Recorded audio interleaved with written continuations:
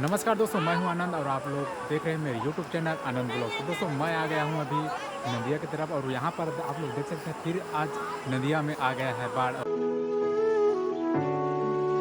दोस्तों अभी बहुत ज़्यादा घाटा होने वाला है भाई, क्योंकि हमारा भुट्टा जो कि हुआ नहीं।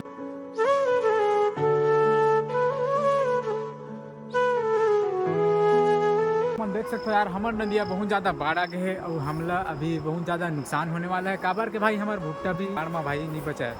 एक बार बाढ़ के पानी आई तक भुट्टा नहीं बचा भाई।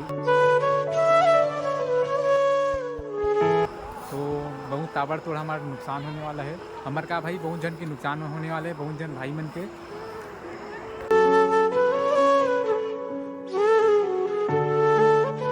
रात में संगवारी में बहुत ज़्यादा बाढ़ आ गई। जैसे आप मन देखते तो पूरा भुट्टा मन सो गए, पूरा खराब हो गए भाई। जिंदगी बर्बाद होना लिखा रही थे मोर भाई, तो मुसीबत चारों तरफ से आती है।